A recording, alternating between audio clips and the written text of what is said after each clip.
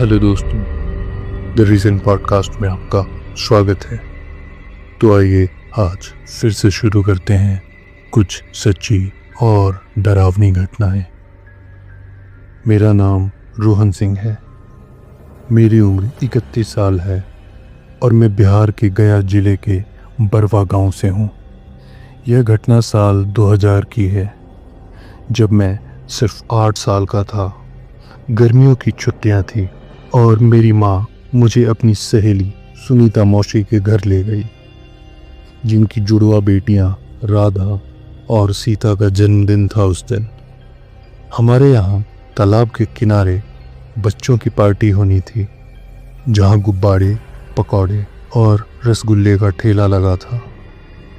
मुझे आज भी याद है, तालाब का पानी चिलचिलाती धूप में चमक रहा था और मेरी नज़र बार बार तालाब से सटे उस पुराने बगीचे पर जा टिकती थी।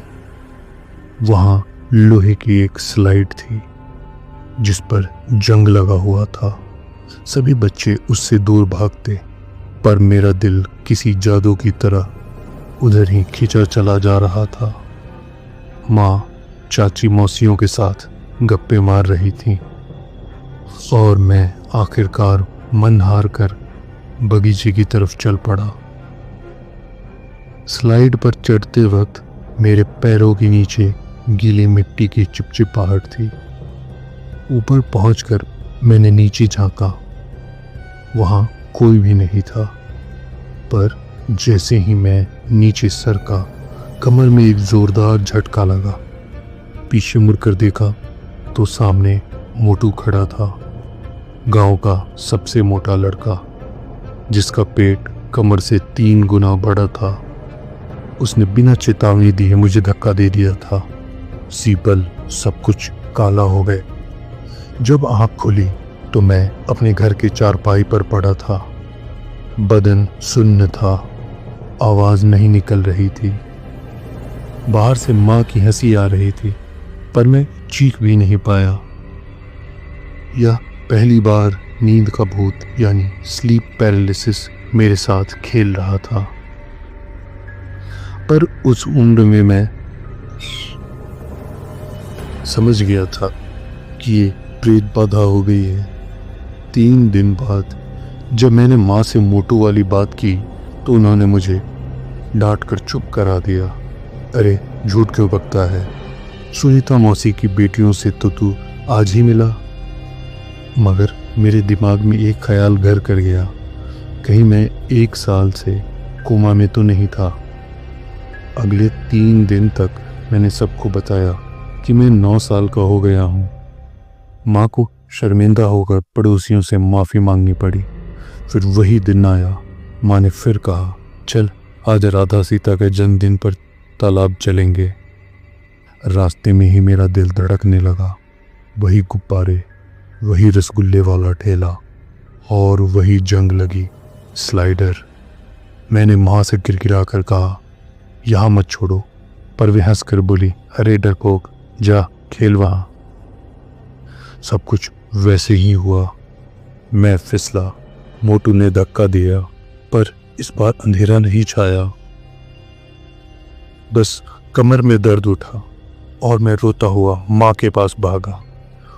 उसी शाम जब माँ ने मुझे राधा सीता से मिलवाया तो मेरे मुंह से निकल गया, इनसे तो मैं पहले ही मिल चुका हूँ। माँ ने मुझे घूर कर देखा, यह बकवास तूने कहाँ से सीखी है। आज भी जब गर्मियों में तालाब सूख जाता है, उस जंग लगी स्लाइडर का साया मुझे डराता है। गांव के बुजुर्ग कहते हैं, यहाँ एक बच्चे की आत्मा फंसी है। शायद वो मैं ही हूँ, या शायद वो दूसरा रोहन है जो उस काली छाया में कहीं खो गया। 2019 में शादी के बाद मैंने पत्नी को यह कहानी सुनाई। उसने मेरी माँ से पूछा, क्या रोहन ने उस दिन सचमुच जुड़वा बच्चों को पहचान लिया था?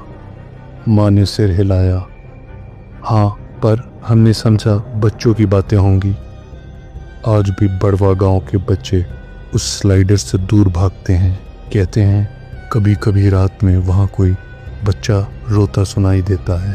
अगली कहानी। मैंने कसम खाई थी कि मैं कभी नहीं बताऊंगा, लेकिन मेरा नाम रवि सिंह है।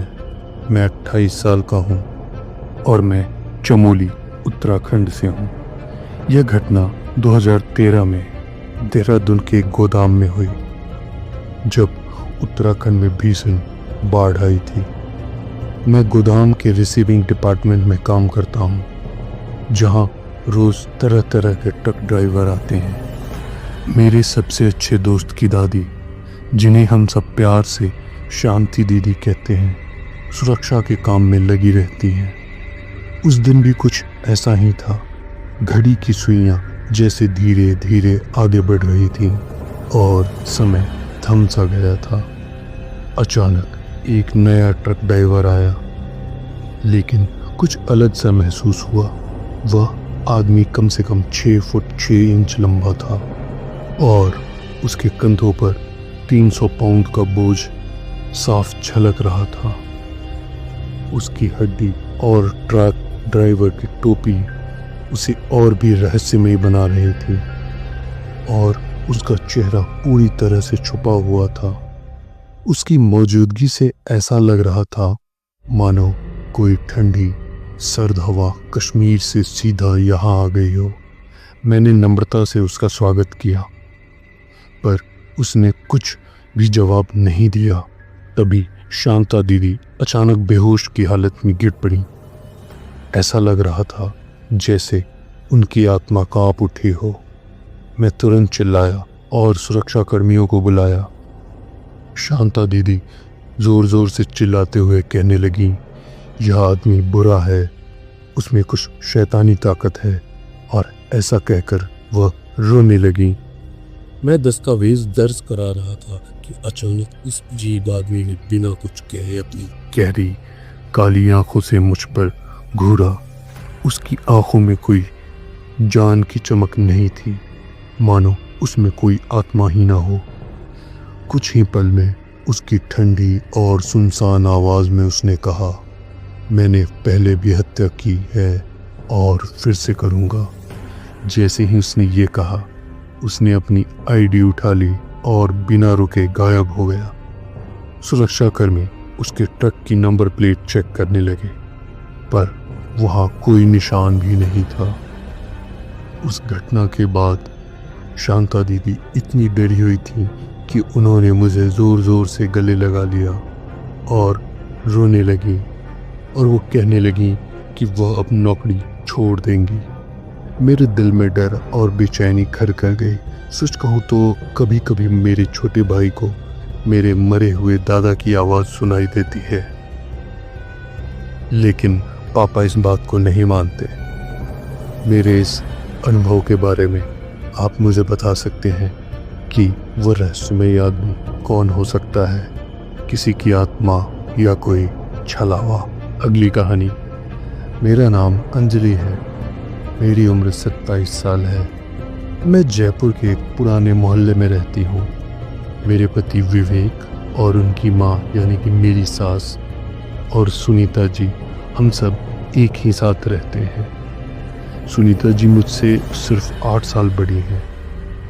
हम तीनों बिल्कुल दोस्त जैसे रहते हैं। मैं उन्हें दीदी कहती, पर दिल से वो मेरी सबसे करीबी है। आज की घटना है, दोपहर को मैंने बहुत लंबी झपकी ली। रात को मेरी आदत है 2-3 बजे तक जागना। आज भी मैं अंधेरे कमरे में बिस्तर पर लेटी थी। विवेक सो रहे थे और मैं मोबाइल पर कविताएं पढ़ रही थी। अचानक मुझे प्यास लगी। मैंने बेड साइड टेबल से पानी का गिलास उठाया। नीचे रखते हुए मेरी नज़र दरवाजे पर पड़ी। वहाँ सुनीता दीदी खड़ी थी। उनका वही गुलाबी रोब, बालों में तेल की महक। मैंने पूछा, दीदी कुछ चाहिए? लेकिन कोई जवाब नहीं आया। उनकी आंखें मेरी तरफ थीं, पर बिल्कुल सुन्न। मैंने सोचा कहीं उनका चोट वाला दिमागी दौरा तो नहीं पड़ा। 2 साल पहले एक्सीडेंट में उनके सिर पर चोट लगी थी। मैं बिस्तर से कूदी, उनके कंधे को छूने गई। मेरा हाथ हवा में गया, लेकिन अब वो वहाँ नहीं थी। वो वहाँ से रहस्यमयी तरीके से गायब हो चुकी थी। ये सब देखकर मेरे पैरों तले जमीन खिसक गई। मैं चिल्लाती हुई उनके कमरे में भागी। दीदी गहरी नींद में सो रही थी। विवेक मेरी आवाज़ सुनकर जाग गए। मैं रोते हुए बता रही थी, मैंने दीदी को देखा। वो दरवाजे पर सुनीता दीदी ने मुझे गले लगाया। बेटा, तूने सपना देखा होगा। मैं जानती हूँ वो कोई सपना नहीं था। कुछ दिन बाद हमारे मोहल्ले की पंडिताइन आई। उन्होंने कहा, यह घर पुराना है। पिछले मकान मालिक की बेटी की मौत यही हुई थी। उसकी आत्मा अटकी है। वो तुम्हारी सास जैसी दिखती होगी, क्योंकि वो भी किसी को अपनी माँ समझती है। मैंने पूछा, पर मुझे क्यों दिखाई दे? पंडिताइन ने कहा, तुम्हारी सास को नजर लगी थी। उस आत्मा ने तुम्हें चेतावनी दी है। सुनीता दीदी ने माना। उसी हफ्ते उन्हें बुखार आया था। हमने हनुमान चालीसा का पाठ रखा। अब सब ठीक है, पर रात को जब अंधेरा होता है, मुझे लगता है कोई दरवाजे की चौखट पर सांस ले रहा है। अगली कहानी। मेरा नाम अर्जुन है। मैं उत्तराखंड के पौड़ी गढ़वाल जिले के एक पहाड़ी गांव का रहने वाला हूँ। 2011 में मैं अपनी 3 दोस्तों के साथ देहरादून के पास एक पुराने मकान में शिफ्ट हुआ। वो मकान शहर के बीच में था, लेकिन एक बुढ़िया के पास इतनी ज़मीन थी कि उसने कभी बेचना नहीं चाहा। उस जगह के आसपास दुकानें, होटल और सिनेमा हॉल सब पैदल की ही दूरी पर थे, पर मकान खुद एक अंधेरे जंगल से घिरा हुआ था।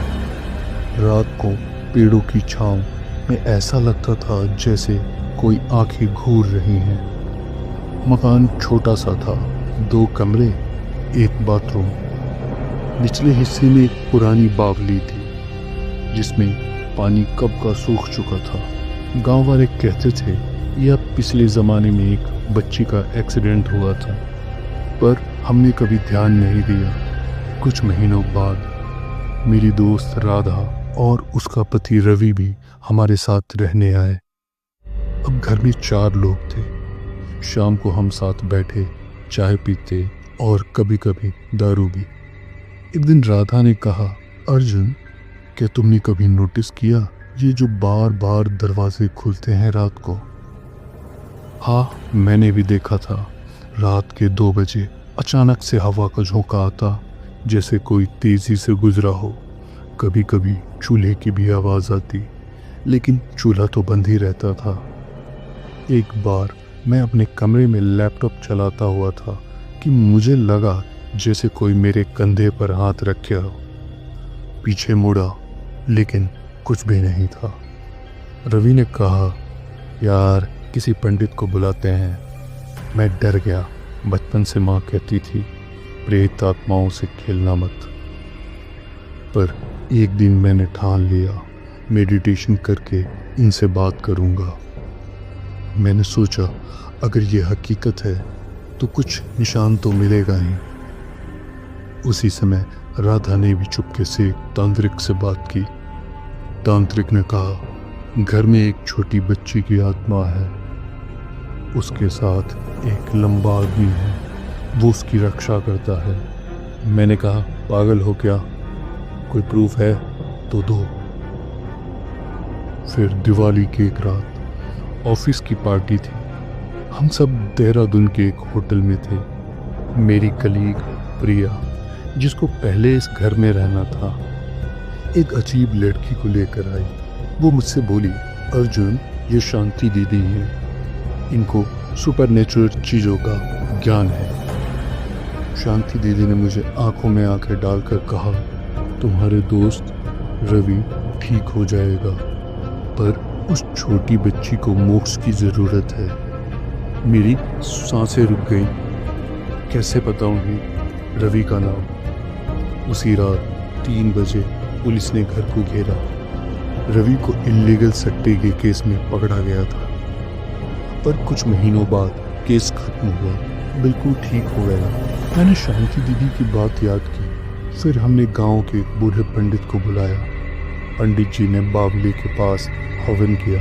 उन्होंने कहा, ये बच्ची 1947 के दंगे में मारी गई थी। उसके पापा की आत्मा अब तक उसे बचाने आ गई। हवन के बाद घर का वो बाहर खत्म हो गया था। अब हवा में खुशबू आती है, जैसे माँ की किचन की रोटियों से। आज भी जब मैं उस बावली की तरफ देखता हूँ, लगता है कोई मेरे पीछे देख रहा है, पर मैं कभी वापस मुड़कर नहीं देखता, क्योंकि पंडित जी ने कहा था, देखने से नजर लग जाती है।